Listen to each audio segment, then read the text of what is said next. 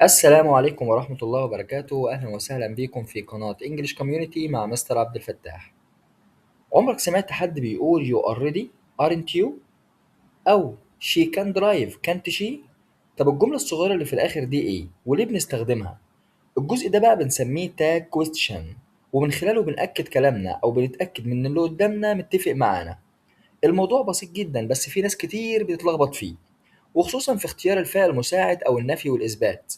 النهاردة إن شاء الله هنفهم الفكرة بسهولة جدا، وهنعرف إزاي بنكون التاج كويستشن صح من غير ما نحفظ، وكمان هنشوف أمثلة تخليك تستخدمها بثقة إن شاء الله.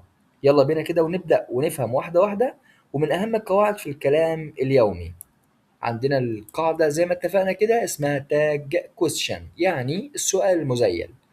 السؤال المزيل ده هو سؤال بيكون آخر الجملة الخبرية عشان يأكد المعنى، وزي ما قلنا كده إن لو مثبت بننفيه ولو نفي بنثبته. تمام؟ بيستخدم لطلب الموافقة أو التأكيد، ولا بد أن يكون السؤال المنفي مختصرا، وكمان السؤال المزيل بيأتي قبل اللي هي الفاصلة دي الكومة. تمام؟ عندنا مثلا لو لقينا is بننفيها ب isn't، طب لو isn't بنخليها is. طيب لو الفعل في المصدر بننفيه بدونت على أساس إن هو مضارع بسيط مع الجمع، وي ويو وزي بننفيهم بدونت. تمام، ولو هو أصلا دونت يبقى الإثبات دو. عندنا lives يعني الكلمة فيها اس وي اس واي اس، ده معناها إنها مضارع بسيط للمفرد بننفيها ب doesn't. طب هي أصلا لو doesn't بنخليها does. ولو were بنخليها weren't، ولو weren't بنخليها were. لو visited ده معناها انها كلمة في الماضي البسيط اضافة دي او اي دي او اي دي بننفيها ب didn't، ولو كانت اصلا didn't بنخليها did. طيب لو was هتبقى wasn't، ولو wasn't تبقى was. ولو have بعدها التصريف الثالث هتبقى haven't، ولو haven't بعدها التصريف الثالث يبقى have.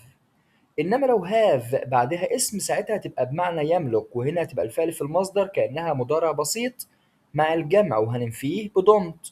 ولو كانت don't have بنثبتها ب do. عندنا برضو نفس الكلام، لو has بعدها التصريف الثالث بننفيها ب hasn't، ولو hasn't بنثبتها ب has. إنما لو has بعدها اسم فده معناها إن ننفيها ب doesn't على أساس إنها مضارع بسيط للمفرد، ولو هي أصلا doesn't بنثبتها ب does. وهنا برضو نفس الكلام، لو had بعدها التصريف الثالث فبننفيها ب hadn't، ولو كانت hadn't بنثبتها ب had. ناخد بالنا بقى من apostrophe دي. لو لقينا apostrophe دي ولقينا كلمة rather هنعتمد إنها would وهننفيها wouldn't، ولو كانت would rather not هننفيها would أو نثبتها would. إنما لو لقينا كلمة better ساعتها هنعتمد إن هي had وهننفيها ب hadn't. ساعتها مثلا برضو هنقول الأبوستروف دي better not، ساعتها هنعتمد إن هي hadn't وهنثبتها ب had. نكمل مع بعض. عندنا كلمة will بننفيها ب won't، ولو كانت won't يبقى بنثبتها ب will. ولو كان يبقى can't، ولو كانت هتبقى can.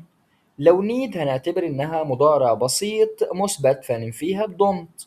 إنما لو didn't هنخليها need عادي جدا. عندنا used to هنعتبر إنها ماضي بسيط فننفيها ب didn't، إنما لو didn't هنثبتها ب did. لو لقينا كلمة think وبعدها is هننفيها isn't عادي جدا. تمام، إنما لو don't think هننفيها ب is أو نثبتها ب is. لو لقيت I am النفي بتاعها تبقى aren't I، إنما لو am not بيبقى am I عادي جدا في الإثبات. ناخد بالنا برضو من بعض الحاجات الخاصة كده.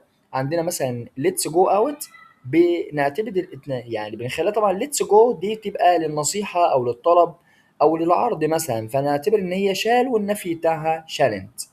كلمة interesting هنعتبر إن هي is ونفيها isn't. طيب عندنا كلمة this أو that is هنعتبر إن this أو that دي كأنها it، وساعتها هنقول بدل ما هي is it هتبقى isn't it. وهنا عندنا there is هتبقى isn't there. ولو لقينا في الفعل الأمر stop على طول هنعتبر إنها will وننفيها ب want. نفس الكلام لو don't speak اللي هو نفي الأمر قلنا هنا بنبقى will، يبقى هنا نعتبر إن هي don't وهنثبتها ب will. يبقى كده احنا عندنا السؤال مزيل هو إثبات المنفي ونفي الإثبات. ناخد بالنا بس من المضارع البسيط والماضي البسيط، إنما باقي أفعال المساعدة كلها بنثبتها أو بننفيها على حسب معنى الكلام. الأفعال المساعدة عندنا زي ما قلناهم كتير جدا.